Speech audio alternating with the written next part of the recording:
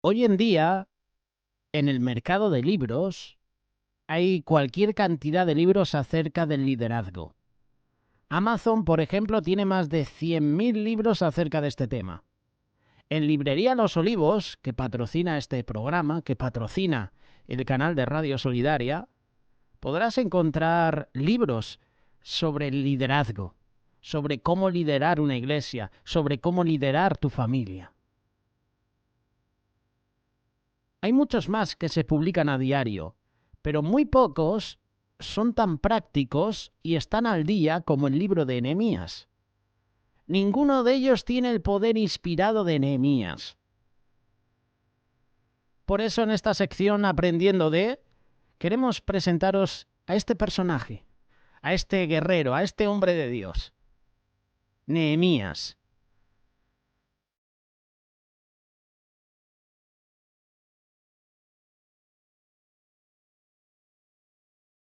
Te invito a que leas Nehemías capítulo 1, versículos del 1 al 3.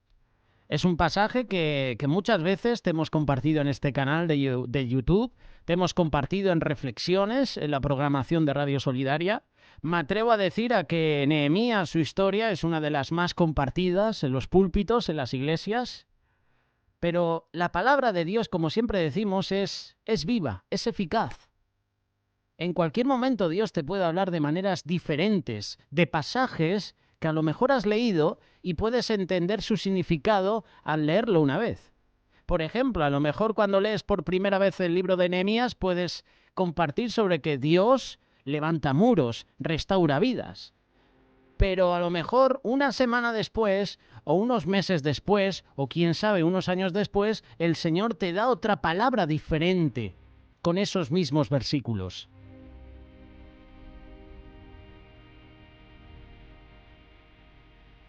Palabras de Nehemías, hijo de Jacalías. En el mes de Quisleu del año 20, mientras yo me encontraba en Susa, que era ciudad capital del reino, recibí la visita de Yanani, uno de mis hermanos, y de algunos varones de Judá. Al preguntarles por los judíos que habían escapado con vida del cautiverio y por Jerusalén, me dijeron: los cautivos que quedaron con vida están muy mal, están pasando por muchas vergüenzas. La muralla de Jerusalén está en ruinas, las puertas de la ciudad fueron quemadas.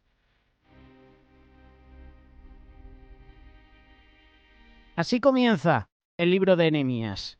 Recibe esta noticia, recibe el reporte de la antigua ciudad de Jerusalén.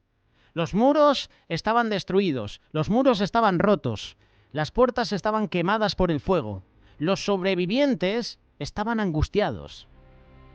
Dios pone un gran pesar en el corazón de Nehemías por la difícil situación que Jerusalén estaba viviendo. La verdad que el pasaje no comienza bien.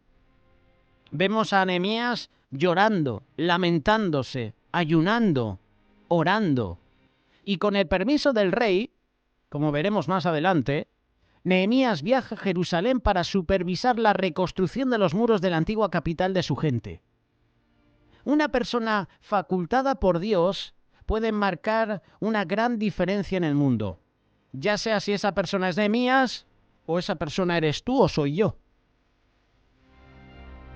Imagínate, por ejemplo, que regresas a tu ciudad natal y encuentras que todos los lugares que habían sido importantes en tu vida han sido reducidos a nada.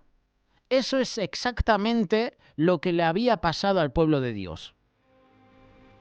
Cada uno de nosotros está propenso a hacer lo mismo que el pueblo judío hizo. Muchas veces pensamos que nosotros podemos tomar mejores decisiones acerca de nuestras vidas. Incluso pensamos que las decisiones que nosotros podemos tomar de nuestra vida son mejor que las decisiones que Dios puede tomar o puede hacer de nuestra vida. No importa dónde terminemos en el proceso, no importa cuán lejos de casa nos hayamos alejado, no importa a quién terminemos sirviendo. Dios nos promete que Él le va a edificar algo fuerte, algo hermoso en nuestras vidas. Va a edificar algo de los escombros.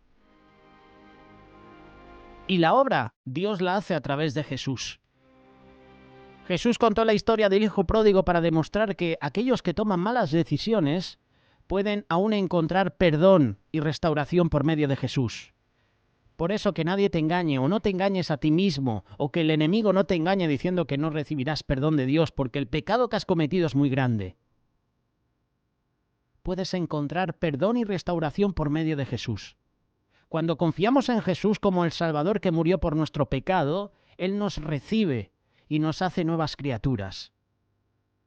El peor pecado que podemos cometer en contra de nuestros vecinos o paisanos no es el de odiarlos, sino el de ser indiferentes con ellos. Esa es la esencia de la crueldad. Nehemías era la clase de persona a quien le importaba su nación.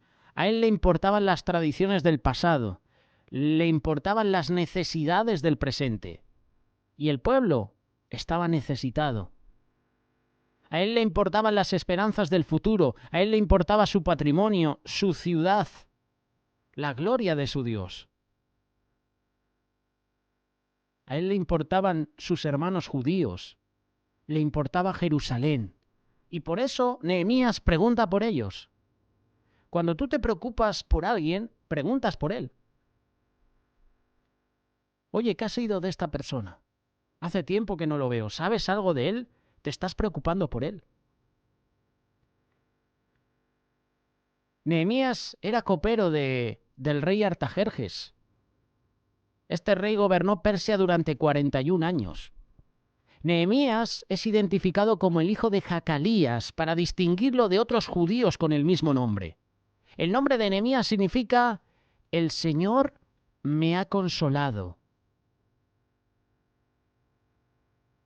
Un copero era mucho más que nuestro mayordomo moderno. Era una posición de gran responsabilidad y privilegio. En cada comida él probaba el vino del rey, primero para asegurarse de que no hubiera sido envenenado. Vaya trabajito, ¿eh? ¿Te gustaría ser copero? ¿Copero de una eminencia, de un rey, de un gobernador? Que pruebes siempre en cada comida el vino, por si está envenenado. Que tú seas como esa rata de laboratorio al que hacen experimentos. Conejillo de Indias, como se conoce hoy en día. ¿Te gustaría ser ese tipo de persona? Seguro que no. Vaya trabajo que tenía Nehemías. Un hombre que estaba tan cerca del rey en público tenía que ser guapo, tenía que ser culto, tenía que conocer el protocolo de la corte. El copero tenía que poder conservar el vino. Porque si tú eres un especialista en vino, tú te tienes que encargar de conservarlo. Oye, Nehemías, te hemos traído aquí unas cajas de vino, a ver qué te parecen. Sí, déjamela a mí. Lo voy a guardar en un sitio óptimo para que no se dañe. Lo voy a conservar en un buen lugar. El copero tenía esa responsabilidad, pero no solo conservar el vino, sino conversar con el rey. Darle consejos si se lo pedía. Como Nehemías tenía acceso al rey, el copero era un hombre de mucha influencia, una influencia que podía usarla para bien o para mal. De hecho, en Génesis habla de un copero que fue metido en la cárcel, juntamente con el panadero. ¿Recuerdas el pasaje donde José interpreta el sueño? Habla el copero y el copero lo sacan de la prisión y al tiempo el copero se acuerda de José.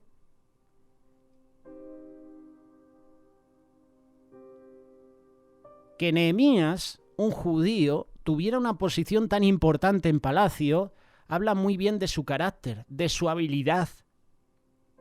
Hacía casi un siglo que el remanente judío había regresado a su propia tierra y Nehemías podía haberse unido al grupo. Pero él escogió quedarse en palacio. Resultó que Dios tenía un trabajo para Nehemías ahí. Él no hubiera podido hacerlo en ninguna otra parte. Dios puso a Nehemías en Susa.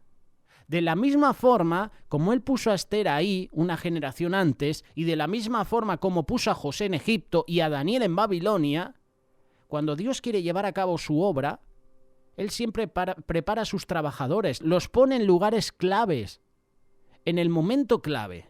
Y a lo mejor tú hoy en día estás en un lugar clave, en un lugar para predicar el Evangelio.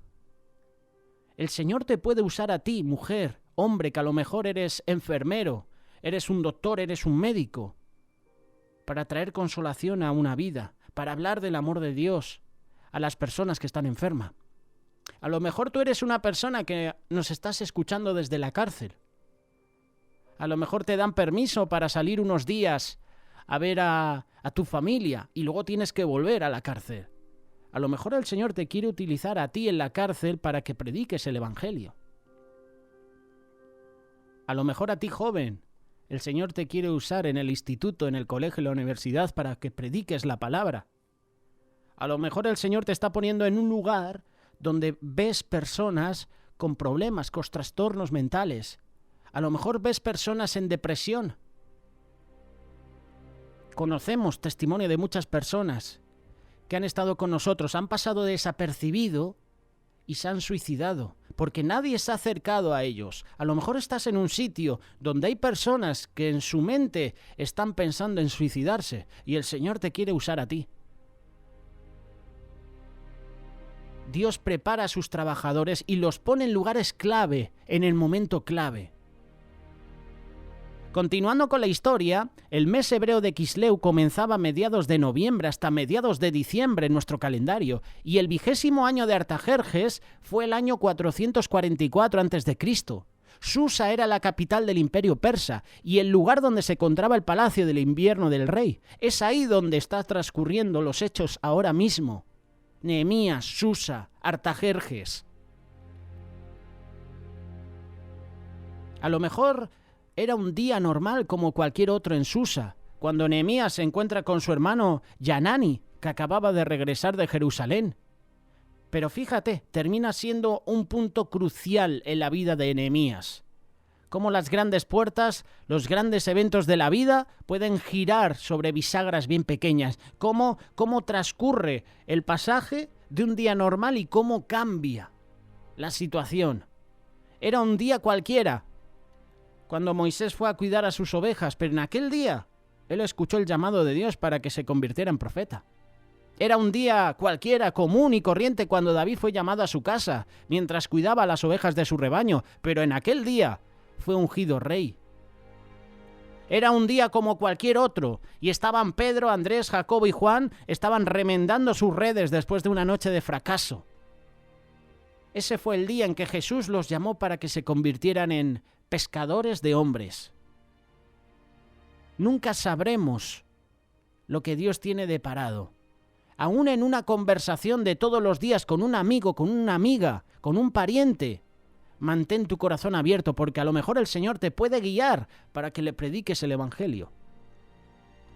¿Por qué preguntaría Nehemías acerca de un remanente de gente en dificultades que vivían a muchos kilómetros de distancia? Después de todo, él era el copero del rey. Su vida estaba hecha. Él estaba completamente seguro en su carrera. No era su culpa que sus antepasados hubieran pecado contra el Señor. Hubieran traído juicio sobre sí mismos, sobre la ciudad de Jerusalén, sobre el reino de Judá. 150 años antes, el profeta Jeremías les había dado esta palabra del Señor. Jeremías capítulo 15, versículo 5. ¿Quién va a compadecerse de ti, Jerusalén? ¿Quién va a compadecerse? ¿Quién se pondrá triste por causa tuya? ¿Quién se preocupará por tu bienestar? Nehemías era el hombre que Dios había escogido para hacer eso. Nehemías preguntó acerca de Jerusalén y acerca de los judíos, porque tenía un corazón de oro, un corazón sensible a los demás. Cuando tú y yo tenemos un corazón compasivo, sensible a los demás, queremos todos los detalles, sin importar cuán dolorosos puedan ser. Y queremos ayudar. ¿Qué fue lo que Nehemías supo acerca de Jerusalén y de los judíos? 3 palabras, resumiendo lo que su hermano le dijo. Remanente, destrucción o ruina y reproche. En vez de ser una tierra habitada por una gran nación, ahora solo un remanente de gente vivía ahí. Estaban pasando por muchas aflicciones para sobrevivir. En vez de ser una magnífica ciudad, Jerusalén estaba en ruinas. Donde había habido gran gloria, ahora solo había reproche, vergüenza, destrucción. Por supuesto que Nehemías había sabido toda su vida que la ciudad de sus padres estaba en ruinas, porque los babilonios destruyeron los muros, las puertas, el templo de Jerusalén en el año 586 a.C. 50 años después, un grupo de 50.000 judíos había regresado a Jerusalén para reconstruir el templo y la ciudad. Y como los gentiles habían impedido su trabajo, el templo no había sido completado en 20 años. Las puertas y los muros no habían sido reparados. A lo mejor Nehemías había tenido la esperanza de que el trabajo de los muros hubiera comenzado de nuevo y que la ciudad ya estaría restaurada. Sin muros, sin puertas, la ciudad estaba expuesta al ridículo, al ataque. Si tomamos a Jerusalén como un símbolo de nuestras propias vidas, hay muchos de nosotros que encajamos en la descripción de Jerusalén en este momento. Tú haces memoria de tu vida en el pasado y ves lugares donde los muros han sido rotos. Ya no hay forma de resistir ataques destructivos. Has caído víctima de hábitos pecaminosos. Ahora te son difíciles de romper. Hay adicciones de tu vida que no puedes romper. Esa misma es la clase de ruina descrita aquí. A lo mejor has aceptado las maneras del mundo, has caído en prácticas que la Biblia dice que son malas, y tú sabes que son malas, pero se te hace difícil parar ese mal comportamiento. A lo mejor todo comenzó de una manera inocente. No te diste cuenta que estabas formando un mal hábito, pero ahora ya no puedes parar. Recuerda que el que practica el pecado es esclavo del pecado. Tus defensas se han ido, los muros de tu ciudad están rotos y a lo mejor tus puertas están quemadas. Las puertas son formas de entrar y salir. Son la forma por la cual otra gente te puede conocer como realmente eres. A lo mejor tus puertas han sido destruidas por la maldad. A lo mejor fuiste abusada cuando eras niña, abusado cuando eras niño. Sin duda este fenómeno parece estar surgiendo frecuentemente en nuestro día. El abuso a los niños, el maltrato a los más pequeños, el maltrato a la mujer, el maltrato también al hombre. La vergüenza, las cicatrices te han mantenido distante, tus puertas están quemadas, nadie tiene acceso a ti. A lo mejor has sido víctima de un divorcio, de una violación o de alguna otra experiencia amarga. Te sientes traicionada, te sientes saboteada. Quieres correr, quieres esconderte, nadie puede llegar a ti. Te han quemado gravemente. Ahora eres sensible, eres inaccesible. Hay partes de tu vida de las cuales no puedes ni hablar. No quieres que nadie lo sepa. Te sientes angustiado, reprochado, deshonrado. Has sido marcada emocionalmente, has sido marcado emocionalmente. Puede que nadie sepa nada de esto. Para otros, tú pareces exteriormente tener éxito, ser una persona de éxito. Piensan que te está yendo las cosas muy bien, pero en tu interior, cuando llegas a tu casa, tú sabes que no lo estás. Cuando examinas los muros y las puertas de tu vida, encuentras que están en ruinas. ¿Cómo podemos lidiar con todo esto? Esa es la gran pregunta a la que muchos se enfrentan.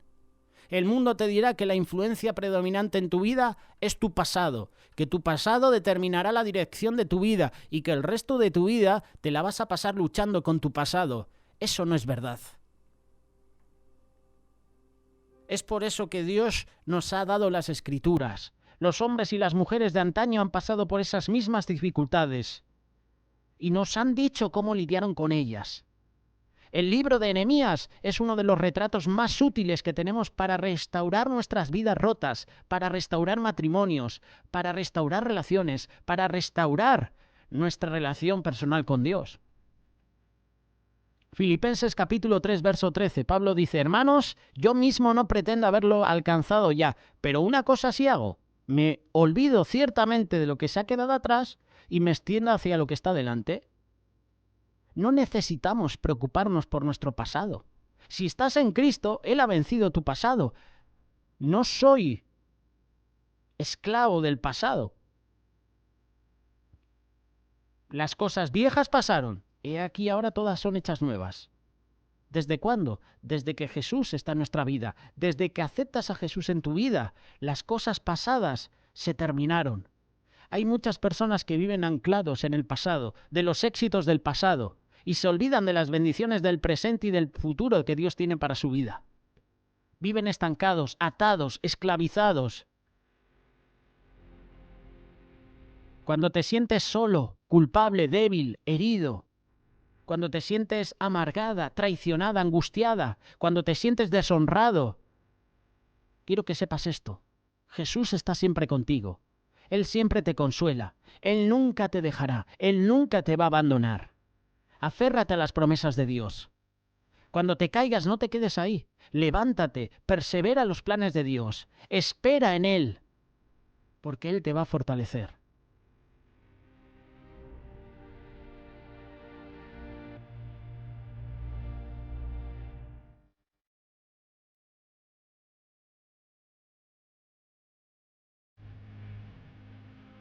En Isaías capítulo 54, verso 10, Dios dice: podrán moverse los montes, podrán temblar las colinas, pero mi misericordia jamás se apartará de ti. No se romperá mi pacto de paz contigo. Lo digo yo, el Señor, quien tiene de ti misericordia. David también lo dice en el Salmo 23, verso 4. Aunque deba yo pasar por el valle más sombrío, no temo sufrir daño alguno porque tú estás conmigo. Tu vara y tu cayado me infunden aliento. Pon tu mirada en Jesús. Pon tu mirada en Él.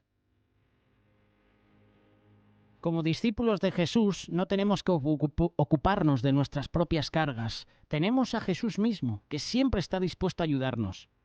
Él nos ha dado hermanos y hermanas en Cristo con quien poder compartir nuestras angustias. Cuando le entregamos a Jesús las cosas que nos agobian, Él nos da a cambio sabiduría, apoyo. El Salmo 6, verso 5 dice: solo en Dios haya tranquilidad mi alma, solo en Él he puesto mi esperanza. Versículo 6, solo Dios es mi salvación y mi roca, porque Él es mi refugio, no resbalaré. ¿Te has dado cuenta? El mundo anda preocupado por el pasado, porque se enfrenta a un futuro incierto. El cristiano vive libre porque Cristo ha vencido su pasado. Segunda carta de Corintios capítulo 5, verso 17, recuerda este pasaje. De modo que si alguno está en Cristo, ya es una nueva creación, ya es una nueva criatura. Atrás ha quedado lo viejo, ahora ya todo es nuevo. Dios ha perdonado totalmente el pecado de ti. Escoge no recordarlo tú. Somos muy proclives a no olvidarnos de nuestro pasado. Miremos al futuro con esperanza. Después de ver a Nehemías preguntando acerca de su gente, ahora vamos a la segunda parte. Nehemías llora. Lo puedes leer en el capítulo 1, versículo 4. Dios estaba obrando detrás del escenario para darle éxito a Nehemías. Dios influencia a las personas influyentes. Cuando Nehemías comienza a llorar y a orar sobre la desgracia de la ruina de Jerusalén, Dios le da la visión para reconstruir el muro. Luego hace que Nehemías se gane el favor del rey, a lo que pedía permiso para dejar su pueblo su puesto, y regresar a Jerusalén para ayudar a su pueblo, para inspeccionar la ciudad. Por medio de la riqueza del imperio persa, Dios suple los recursos que Nehemías necesitaba para reconstruir el muro. Versículo 4. Cuando escuché esto me senté a llorar y durante varios días me puse en duelo y ayuné y oré al Dios de los cielos. Cuando Nehemías supo que los muros de Jerusalén estaban en ruinas, que sus puertas estaban quemadas y que los sobrevivientes judíos estaban viviendo en angustia, él hizo todo lo que gran líder debe hacer: ayunar, orar. Eso es lo que debe hacer un líder, una autoridad, una persona que está gobernando un país, un rey. Preocuparse por su nación. Ayunar, orar.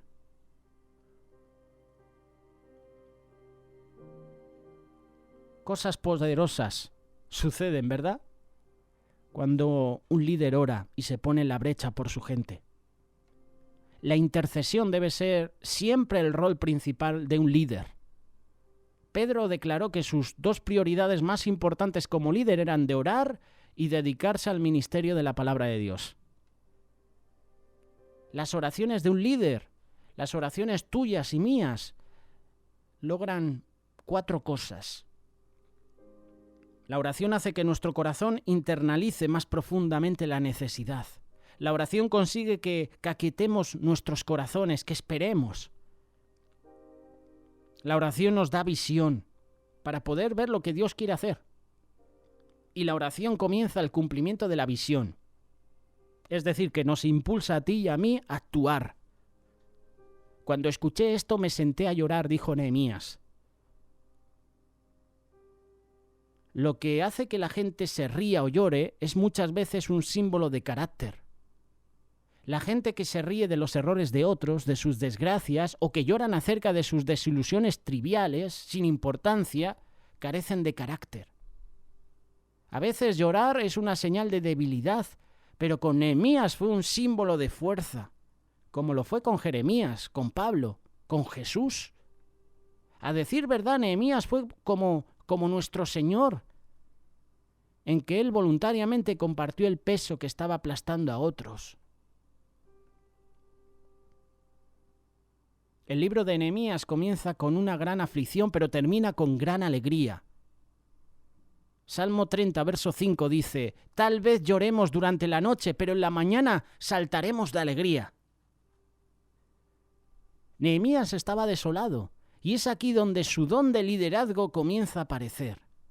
A pesar de que Nehemías tenía una posición bien alta en el mundo, él tenía un corazón emotivo y sensible para con Dios. Una persona facultada por Dios puede marcar una gran diferencia en el mundo. Nehemías podía haber escuchado las noticias acerca de Jerusalén y haber dicho: «¡Ay, qué pena! Pobrecitos, lo están pasando mal». En vez de eso, el terrible dilema de su gente en un lugar lejano se apoderó de su corazón. En vez de sucumbir a la ansiedad, a la depresión, Nehemías le llevó su preocupación ¿a quién? A Dios. Le preguntó cómo podía ser usado para ayudar. Nehemías nos muestra cómo la obra de Dios se hace. Primero comienza con una persona, luego viene la oración y por último se convierte en una acción. Por eso hay que estar conscientes y atentos, viviendo la vida con los ojos abiertos a las necesidades de otros, porque el Señor te puede utilizar en cualquier momento. Ten tu corazón abierto cuando estés hablando con una persona inconversa, con tu compañero de trabajo que a lo mejor no conoce a Dios, porque a lo mejor el Señor te revela una palabra y le puedes hablar de Cristo y esa persona se puede salvar. Cuando una persona acepta a Jesús, hay fiesta en el cielo. Tenemos que estar atentos, con los ojos abiertos a las necesidades de los demás. Hoy en día vivimos egoístamente.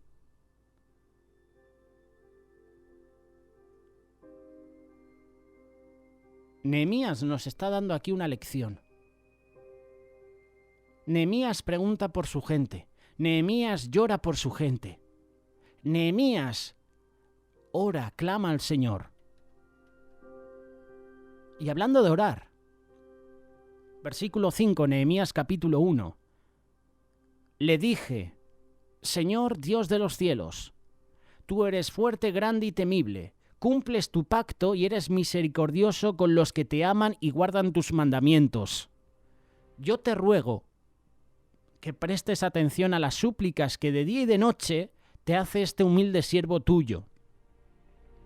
Reconozco que tu pueblo Israel ha pecado contra ti, lo mismo que mis antepasados y yo.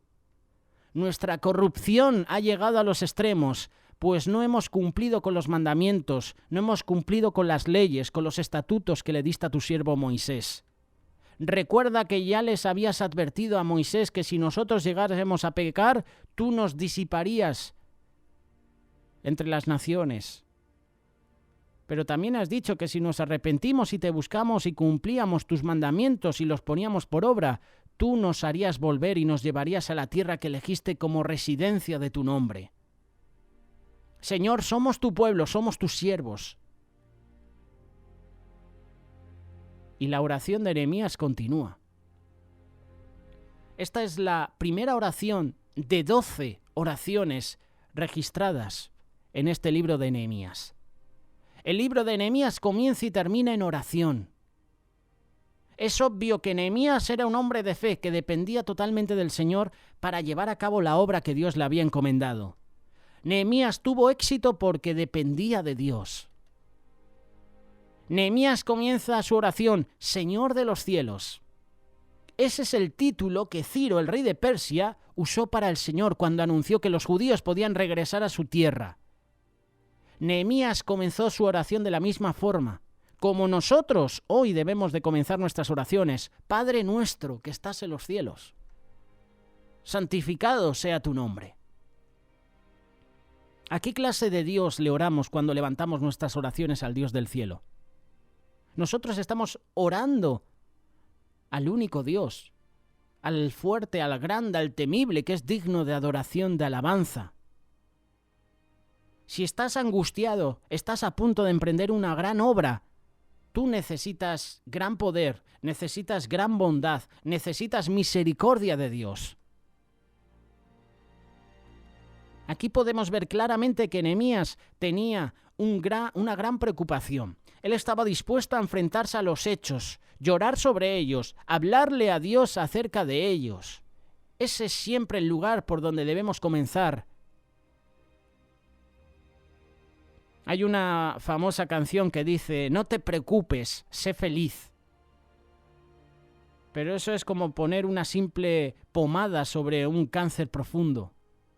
Lo que necesitamos es enfrentarnos honestamente a la ruina, cualquiera que sea, y sin echar la culpa a otro o tratar de involucrar a alguien más. Qué bueno que cuentes todo a Dios. Dios siempre acoge a aquellos que vienen a Él, con el espíritu quebrantado, el corazón contrito, humillado. Me llama la atención la oración de Nehemías. Primero, Nehemías reconoce el carácter de Dios.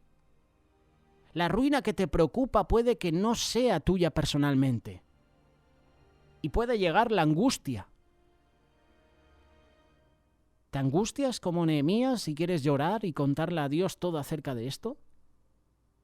Ese es siempre el mejor lugar para comenzar, porque Dios es un Dios leal, comprensivo. Él presta atención a las oraciones de su pueblo. La segunda cosa que Nehemías hace es arrepentirse de todos sus pecados, personales, colectivos. Esto lo hizo Josafat también. Cuando vio que sus enemigos se habían juntado todos para combatir contra Judá, Josafat se pone a cuentas con Dios y pide perdón a Dios por sus pecados y por los pecados del pueblo. Él se estaba confrontando honestamente a su propia culpabilidad. Señor, estoy pensando en todos estos terribles pecadores de Jerusalén. Sé gentil con ellos porque han caído en la maldad. Eso no estaba orando Nehemías. Se puede notar la falta de arrogancia. Él mismo se puso en la figura diciendo, yo confieso ante ti, Señor, mis pecados y los pecados de la casa de mi padre. No hace como la oración del fariseo. Señor, gracias porque no soy como este. Este es un pecador. Él mismo se pone como ejemplo. Señor, yo soy un pecador. No trató de echarle las culpas a otros de esto.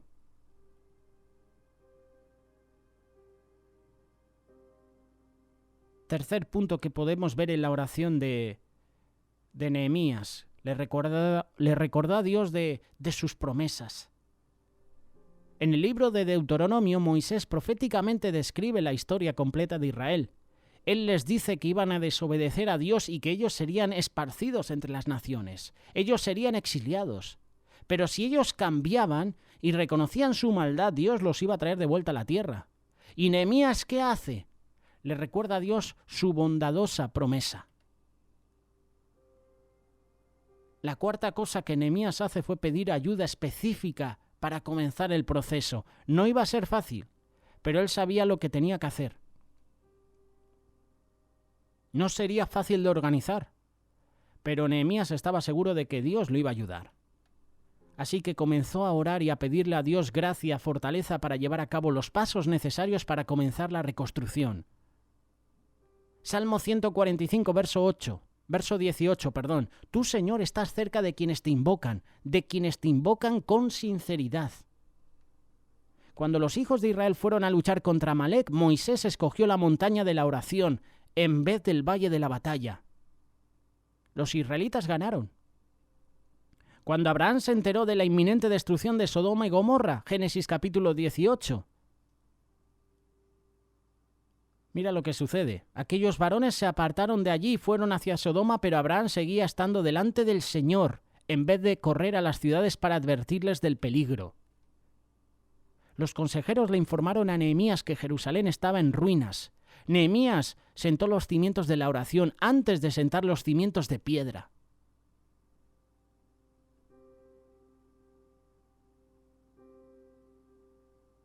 Cimientos de oración. Altar de oración. Jesús es un ejemplo.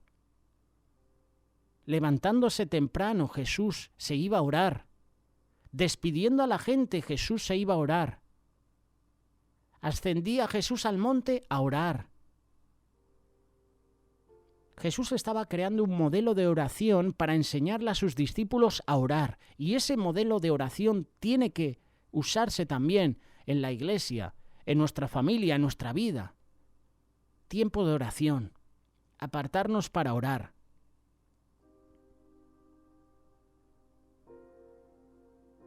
Jesús impregnaba sus palabras y sus obras en oración. Cosas poderosas suceden cuando nosotros hacemos lo mismo.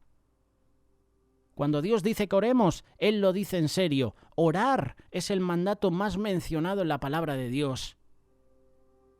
Es más mencionado que ama a tu prójimo y más veces que la expresión ve a la iglesia. Más veces que evangelizar antes que nada. Dios nos llama a orar, a ser gente de oración. El llamado más alto, el llamado más grande de los cristianos, de los discípulos de Cristo es el ministerio de oración. Y este capítulo de Nehemías es una mezcla de oración y acción.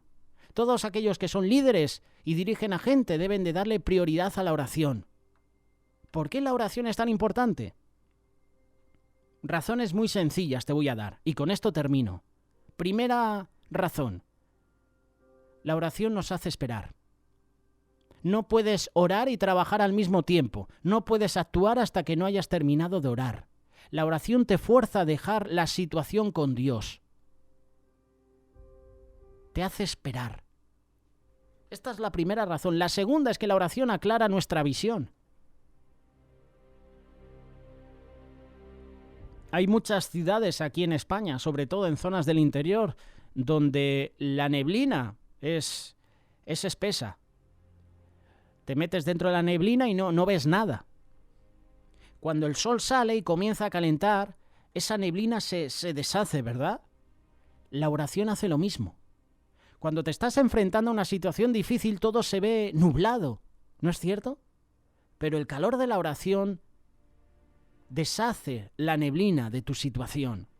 Tu visión se hará más clara, porque puedes ver a través de los ojos de Dios. Tercera razón, la oración calma nuestro corazón. La oración disuelve la preocupación. Cuando conviertes tu ansiedad en oración, tu espíritu se calma. La oración reemplaza la angustia, lo hace con la paz. Y cuarta razón, la oración activa nuestra fe.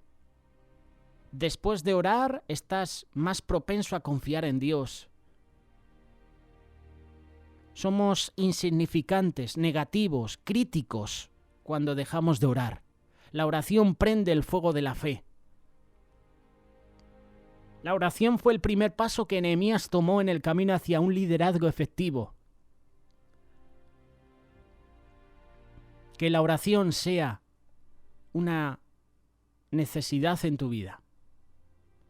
Que en tu hábito del día a día la oración siempre esté presente. Si quieres ser líder, como Nehemías, tienes que orar. Que el Señor nos ayude a estar atentos a las necesidades de los demás como hizo Nehemías. Se preocupó, oró, lloró. Que tengamos compasión por las dificultades que otros están pasando. Qué bueno que tú y yo podamos dar la honra y la gloria a Dios, que se la merece. Qué bueno que tú y yo oremos cada día a Dios. El mensaje es este. El ejemplo lo da Nehemías. Se nos ha compartido mucho sobre la reconstrucción de los muros. Pero antes de que sucediera todo eso, Nehemías era una persona de oración. Lo primero que hace Nehemías es orar a Dios.